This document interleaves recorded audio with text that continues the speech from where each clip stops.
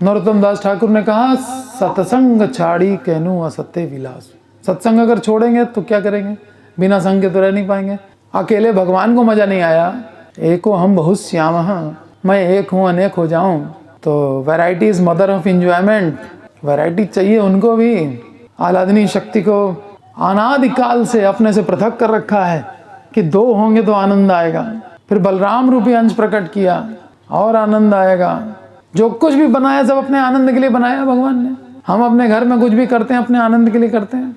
शादी कर रहे हैं आनंद के लिए, बच्चे पैदा कर रहे हैं अपने आनंद के लिए, कोई ड्राइंग कर रहा है, कोई पेंटिंग कर रहा है, कोई कुछ कर रहा है, कोई कुछ कर रहा है, आनंद प्राप्ति। तो भगवान को आनंद नहीं आया, अकेले में हमें कहाँ से आ जाएगा। ठीक है, इसलिए संग तो हम करेंगे ही करेंगे।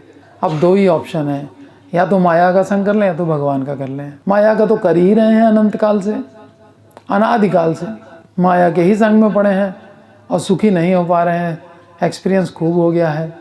अब सत्संग पकड़ना पड़ेगा। ठीक है, तो सत्संग को समझना चाहिए कैसे होता है। वास्तविक संत के साथ सबसे पहले तो प्रामाणिक संत होना चाहिए, प्रामाणिक गुरु, गुरु परंपरा। बिना परंपरा के ये ज्ञान तो आता ही नहीं है। गीता में भगवान ने 4थे अध्याय में स्पष्ट कह दिया, एवं परंपरा प्राप्तम इमं राजर्षयो विदुः स काले नेह महता योगो नष्टः परंतप इमं विवस्वते योगम प्रोक्तवान हम अव्ययम। मैंने सबसे पहले विवस्वान को दिया। विवस्वान मनवे प्राह, विवस्वान ने मनु से कहा, मनु इक्ष्वाकवे अब्रवीत, मनु ने इक्ष्वाकु से कहा। कालक्रम से परंपरा खंडित हो गई, मैं फिर से रिफ्रेश कर रहा हूं परंपरा तुमसे। तो वास्तविक संत होना चाहिए सबसे पहली बात। और दूसरा, उसके साथ अपने मन, अपनी बुद्धि और इंद्रियों को जोड़ना, कनेक्ट कर देना। मन का जुड़ाव बहुत जरूरी है संत के साथ। भगवान के भक्तों से, भक्तों के साथ अगर मेरा मन का जुड़ाव नहीं है, हम आके बैठ गए सत्संग में लेकिन मेरा मन भटक रहा है इधर उधर, तो फिर सत्संग हुआ नहीं हुआ, क्योंकि सुन के भी कुछ नहीं सुना। सत्संग छाड़ी यानी मेरा मन नहीं लगा उधर, मन असत में लगा रहा, शरीर सत्संग में बैठा रहा, ऐसे काम नहीं बनता। तो मन, बुद्धि, इंद्रियां, सब कुछ। क्या कहा ब्रह्मा जी ने, कथा कैसे सुननी चाहिए। ज्ञाने प्रयासम उदपास्य नमंत एव सन्मुखरिताम भवदीय वार्ताम। आगे, तनुवाक मनो भी ये प्रायशो अजित जितोप्यसित स्त्री। जो मन, वचन और कर्म से तनुवाक मनो भी उस कथा को सम्मान देता है, वो अजित को भी जीत लेता है। सत्संग से भगवान वश में आ जाएगा, लेकिन सत्संग में मन, वचन, कर्म, इंद्रियां, मन, बुद्धि सब लगा होना चाहिए, तब होगा सत्संग। तो वास्तविक संत के साथ में अपने मन, अपनी इंद्रियों और अपनी बुद्धि, ये सब जोड़ देना है। इसका नाम है सत्संग। सत्संग करते बहुत लोग हैं, कितने सत्संग चलते रहते हैं, लेकिन कितने लोग शुद्ध होकर के भगवत प्राप्ति कर लिए हैं, क्योंकि मन से नहीं करते। कान से सुनते हैं, मन से मानते नहीं है। सुनते तो बहुत बढ़िया बढ़िया बातें। अब जैसे आज हमने एक बहुत बढ़िया बात सुनी कि हमको अगर कोई कष्ट हो तो किसके कारण हुआ है, वो शिकायत भी कभी लाएंगे नहीं ज़बान पे, ये हमने सुना, तो आज से करने लग जाएंगे। दूसरे का दोष बताने पर भी हमको वही पाप लगेगा जो उस दोषी को लग रहा है, तो आज से हमारा दोष बताना बंद हो जाएगा। सुना तो माना कितना, माना नहीं तो सत्संग नहीं। हम कहें गिलास पानी ले आओ, हाँ समझ गए, समझ गए, अरे पानी ले आओ भाई, अरे समझ गए ना। तो सुनना एक बात है, जानना दूसरी बात है, और मानना तीसरी बात है। केवल सुन के संतुष्ट ना हो जाओ, केवल जानकारी इकट्ठी करके संतुष्ट ना हो जाओ, मान करके जब तक इंद्रियों से आचरण नहीं होगा। कथा सुनी और कहा ना, तनु वाक मनो भी, तन से भी वही क्रिया करनी पड़ेगी, तब आपने कथा को सम्मान दिया, वरना सुन करके और किया नहीं तो क्या सम्मान दिया। इसका मतलब आपको कथा की रिस्पेक्ट नहीं थी, आपने माना तो है भी। सुनना और मानना दो अलग अलग वस्तुएं हैं, और जानना भी अलग है। सब जानते हैं गुस्सा नहीं करना चाहिए, सबका गुस्सा शांत हो गया। कितनी बार सुना सत्संगों में, गुस्सा नहीं करना चाहिए। करते हो गुस्सा? नहीं करते हो? करते हो ना, गुस्सा नहीं आना चाहिए। 1000 बार सत्संग में गुस्से से कौन सा वहाँ लाभ होता है। दो मुँह बला है, जो गुस्सा करे उसको भी अशांति, और जिस पर गुस्सा करे उसको भी अशांति। दोनों तरफ अशांति का वातावरण बन जाता है। क्रोध नहीं करना चाहिए, परंतु सुनते हैं, जानते हैं, मानते नहीं। गुस्सा आ गया, ये वो ऐसा करेगा तो मेरे गुस्सा नहीं आएगा, ठीक है। अब आपका लॉजिक है भाई, को करी तरक बढ़ावई शाखा वही है, वही जो राम रचि राखा। झूठ नहीं बोलना चाहिए, सब सत्यवादी बन गए सुन करके, बचपन से लेके सुनते आ रहे हैं झूठ नहीं बोलना चाहिए। कहाँ हो? बस निकल चुके हैं, यहीं बैठे हैं मंदिर में, रास्ते में हैं। हम तो यहाँ देखते रहते हैं भक्तों को, कितना वो रास्ते में है, अभी कहाँ पहुँचे हैं जब तक ये झूठ छूटेगा नहीं तो पहुँचेंगे कहाँ। और सब चल रहा है चारों तरफ। 99% लोग इंद्रियों का सत्संग करते हैं। भागवत सप्ताह हो रहा है, सुंदरकांड पाठ हो रहा है, रामायण घर में बैठी है और हम अपना अलग बैठे हैं। पैरों से मार्चिंग हो रही चारों धाम, हाथ से जीभ से जप हो रहा है, मन पता नहीं कहाँ है। तो इंद्रियों का वर्क भगवान नोट नहीं करते। मन से जो कुछ करोगे वो भगवान नोट करेंगे। मन एवं मनुष्यानाम कारणम बंध मोक्ष योग। अगर इंद्रियां जरा सी भी कारण होती तो भगवान कहते कि इंद्रियों से किया गया कार्य भी तुम्हारे मोक्ष का बंधन का कारण बन सकता है।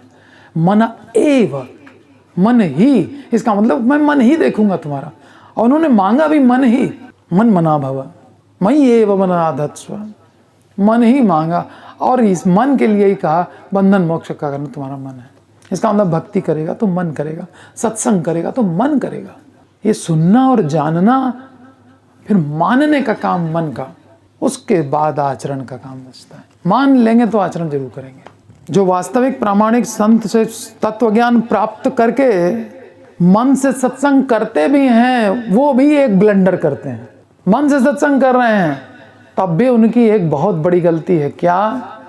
नित्य सत्संग नहीं करते, स्विचिंग करते रहते हैं। अभी सत्संग में बैठे हैं, फिर कुछ और भी करेंगे, असत्संग भी करेंगे, तो बात बन नहीं पाती है।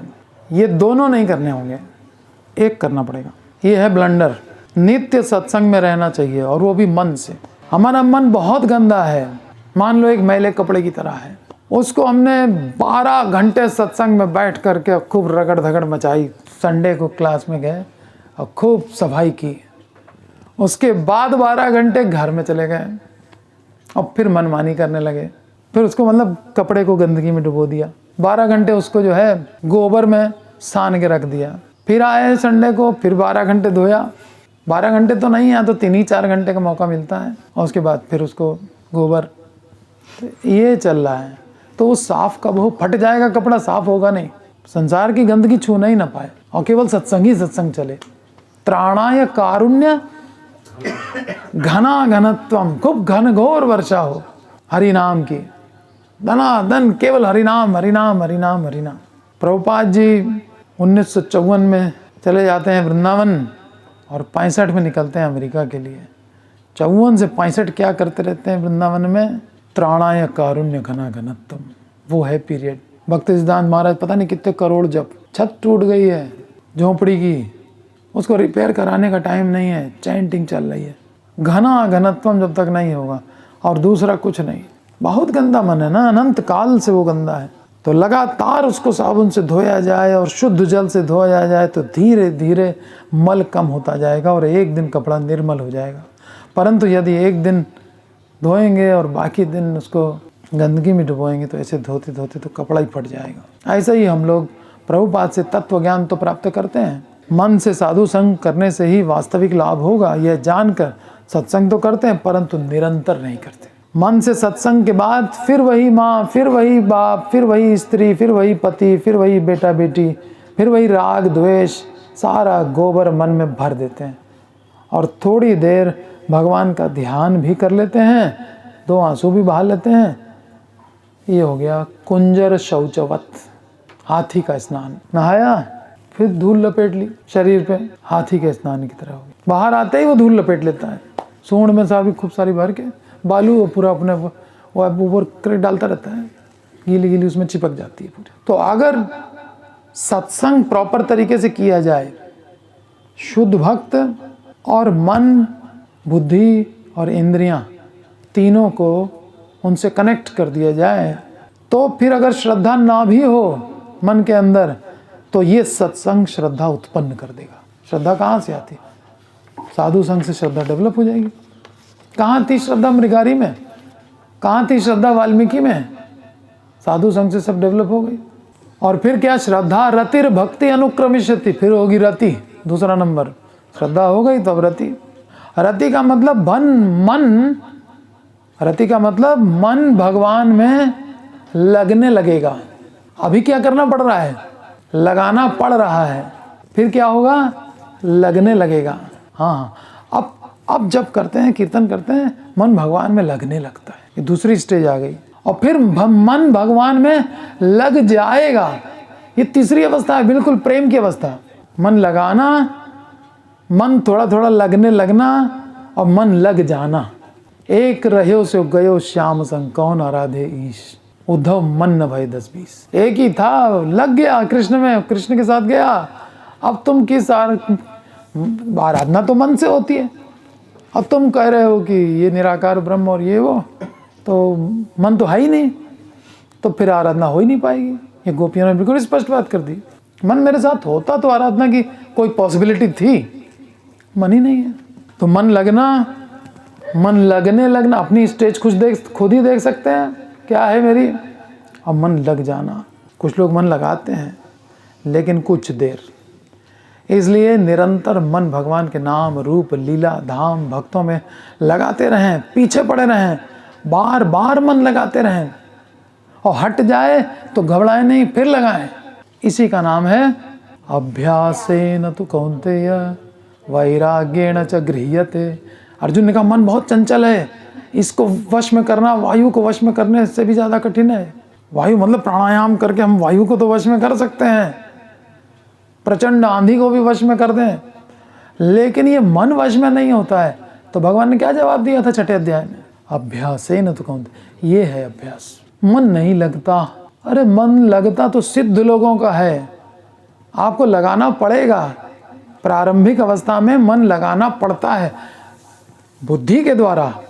बुद्धि कन्विंस हो गई कि ये मार्ग बिल्कुल सटीक है, ये हमारी गुरु परंपरा ने बताया, प्रभुपाद जी ने बताया है, उनमें 4 दोष नहीं है, धोखा देने की प्रवृत्ति नहीं है, उनकी इंद्रियां अपूर्ण नहीं है, उनमें कोई दोष नहीं है।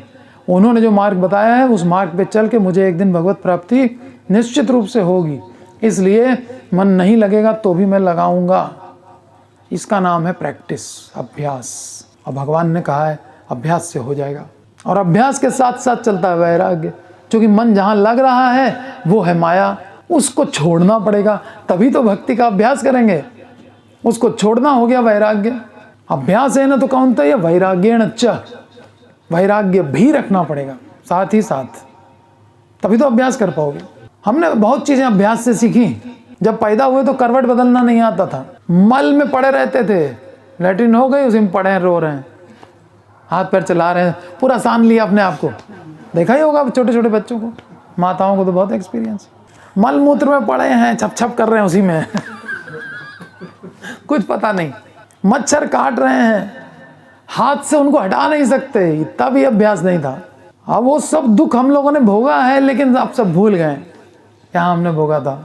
और बच्चों को देख रहे हैं भोगते हुए, लेकिन हम भी कभी बच्चे थे, ये भूल गए।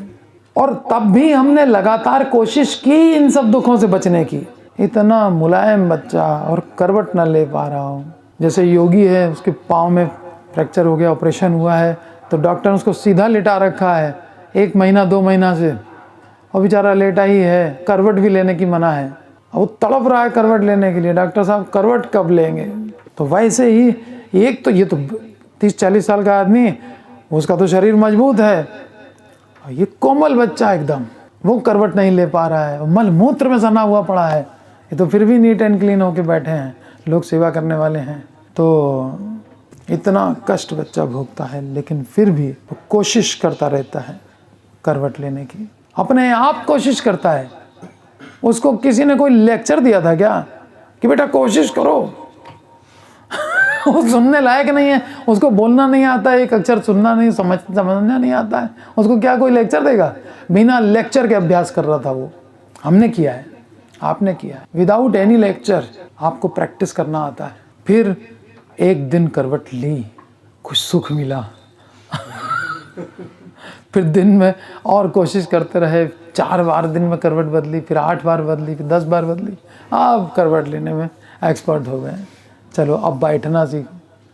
तकिए वकिए रख के बैठाया गया, लुढ़कते रहे इधर से उधर, फिर बैठ के अभ्यास किया, वो भी आ गया। फिर खड़े होने का अभ्यास किया, गिरे, चोट खाई, फिर अभ्यास किया। करते करते करते पीटी ऊषा भी बन गए, ओलंपिक का मेडल भी जीत लाए। अभ्यास। बुद्धि कम थी, शरीर कोमल था, फिर भी अभ्यास किया और सफल भी हुए। तो अभ्यास सफल करता है। अभी तो बुद्धि भी पर्याप्त है भगवान की कृपा से, गुरु भी मिल गए हैं सिखाने वाले, शरीर भी सुदृढ़ है। तो अब ये चैंटिंग में कौन सा वहां सुदृढ़ शरीर की आवश्यकता है इसी का तो अभ्यास करना है। जब कहीं बैठे हैं, 5 मिनट का वक्त है, तुरंत भगवान का स्मरण कर लो, कमाई कर लो। ये है असली कमाई, कृष्ण प्रेम धन। कभी अव्यर्थ कालत्वम, काल कभी व्यर्थ ना जाए। और हमको प्रैक्टिस करनी है, करनी है, करनी है। इसी से मेरा कल्याण होना है। कोई एक पल भी व्यर्थ न जाने पाए। देखना एक पल भी न जाए वृथा, श्वास श्वास में होए हरि की कथा। अपने मन को सुमार्ग चलाते रहो, कृष्ण गोविंद गोपाल गाते चलो। तो हमें हरि गुरु में भी मन को लगाने का अभ्यास करना होगा। जितना जो अभ्यास कर लेगा उतना भव सागर पार कर लेगा। जो जितनी प्रैक्टिस कर रहा है उतना आगे बढ़ रहा है, भव सागर पार हो रहा है, समझो। वही बहादुर है। माया से फाइट है ना। हरिनाम का अभ्यास करना, माया कितना अपने जाल फेंकती है कि ये इम्पोर्टेंट, वो इम्पोर्टेंट, पहले ये कर लो, बाद में जब कर लेना। माया अपने फंदे डालती जाती है खटाखट, लेकिन हमको उस माया से फाइट करनी है। तो वही बहादुर है जो कहता है बाकी सब बाद में, हाईएस्ट प्रायोरिटी चैंटिंग की है, हम चैंटिंग पहले करेंगे, कुछ भी हो जाए। वही समझदार है, वही बहादुर है, वही ज्ञानी है जो जितना अधिक अभ्यास कर ले, जैसा ही समय मिले कमा लो। यही असली कमाई। हर समय सावधान होकर अभ्यास करना चाहिए। अव्यर्थ कालत्वम अभ्यासेन कौन्तेय वैराग्येण च गृह्यते। तो श्रद्धा, फिर रति, मन लगने लगेगा, और फिर भक्ति, मन लग गया, प्रेम, ये सब अपने आप स्टेज आएंगी। तो हमें क्या करना है? हमें अपने को ले जा करके सत्संग में बैठा देना है, बस इतना ही करना होता है। और हमें थोड़ी कुछ करना है।